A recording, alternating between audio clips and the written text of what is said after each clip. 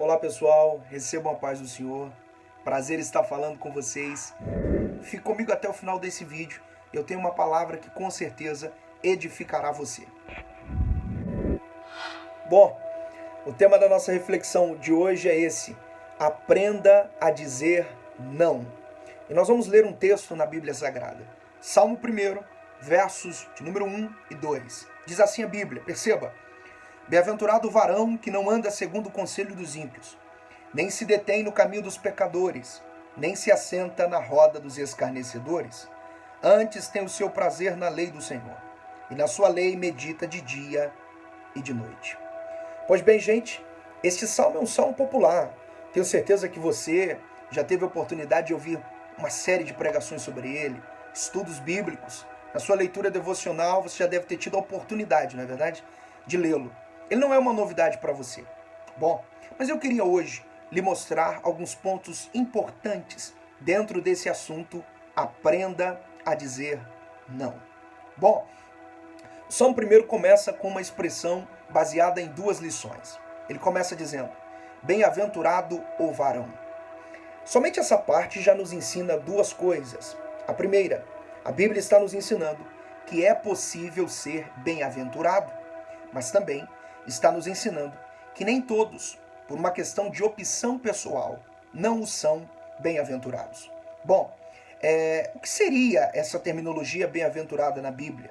O Antigo Testamento fala sobre ela. Nas palavras da rainha de Sabá para Salomão, ela disse: bem-aventurados os seus servos e os homens que estão no seu reino. Ora, o Senhor vai falar disso nas palavras de Jeremias, no capítulo 17 de seu livro, dizendo: bem-aventurado ou bendito o homem que confia no Senhor. Jesus Cristo, em Mateus capítulo 5, vai pregar o conhecido sermão da montanha. E por muitas vezes ele vai insistir na expressão bem-aventurado. Na verdade, a expressão bem-aventurado deriva da ideia de bendito. E não só isso, mas de alguém que é bendito e porque é bendito é extremamente feliz. Isso mesmo. A Bíblia está querendo dizer que no mundo de medo, pânico e incertezas é possível viver bendito, bem-aventurado ou ser extremamente abençoado e, por ser abençoado, desfrutar de uma alegria poderosa. Bom, é pensando nisso que a Bíblia nos ensina como ser um moço, uma moça, um jovem bem-aventurado. Você pode me perguntar: o que eu tenho que fazer para ser então tão bem-aventurado assim, tão bendito assim? Bom, antes de eu lhe dizer o que você deve fazer, me permita dizer o que você não deve fazer. Por quê? Porque saber o que eu não devo fazer é tão importante quanto saber o que devo fazer. É por isso que o verso 1 mostra que eu e você precisamos aprender a dizer não a 3 coisas. Se isso é tão importante, saber o que eu não devo fazer, Deus disse a Adão no Éden: ora, coma de todos os frutos de todas as árvores, mas não coma desta aqui, da ciência do bem e do mal. Ora, por quê? Porque saber o que eu não devo fazer também é muito importante. Olha só, nesse verso 1, Deus nos ensina a dizer não a 3 coisas. Ele diz assim: bem-aventurado o varão que não anda segundo o conselho dos ímpios.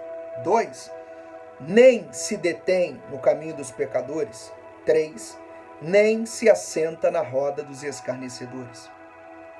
Ímpios, pecadores e escarnecedores nesse texto apontam para esse mundo de possibilidades, para esse mundo de propostas que literalmente apontam por uma vida totalmente libertina e afastada de Deus. Sim, ímpios, pecadores e escarnecedores são aqueles que não servem ao Senhor e estão sob o jugo e o domínio do diabo.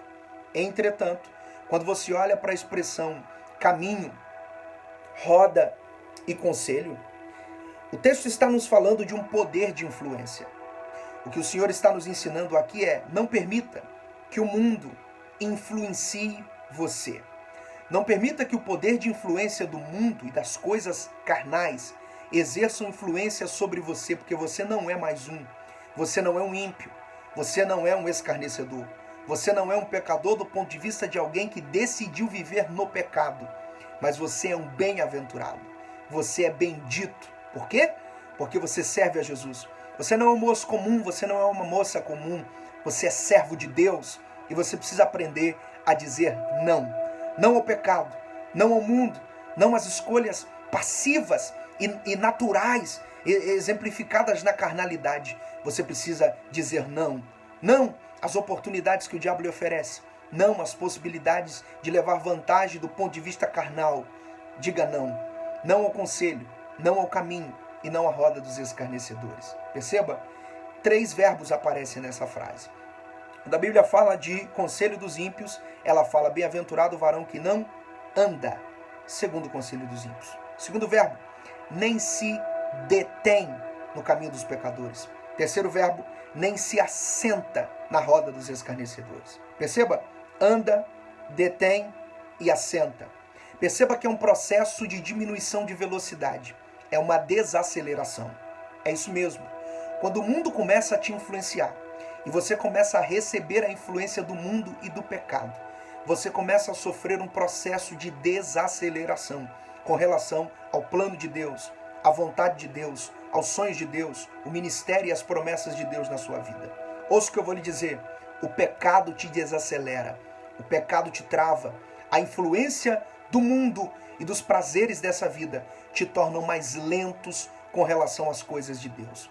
Aí você pode me perguntar, o que eu devo fazer então? Quebre o poder de influência do mundo contra você.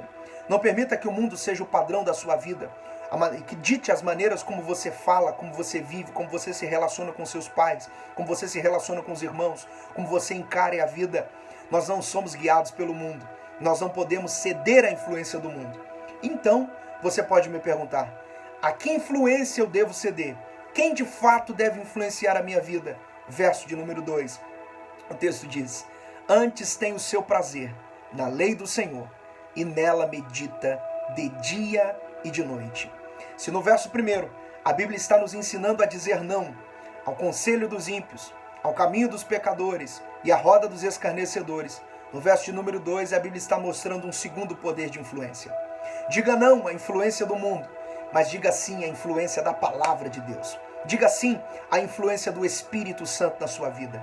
Eu creio que nesse tempo de adversidade, de afastamento social, de pandemia mundial, de sensação de medo e pânico por muitos, o Espírito de Deus está influenciando moços e moças, jovens, que sairão desse tempo de quarentena cheios do Espírito Santo, envolvidos na unção de Deus. E ouça bem o que eu vou lhe dizer. Quando você diz não para a influência do mundo, do pecado e do mal, você está dizendo sim para a influência da palavra de Deus, da lei do Senhor, do Espírito de Deus. Seja influenciado pelo Espírito Santo, pela palavra de Deus, e assim sendo, você será bem-aventurado. Deus te abençoe.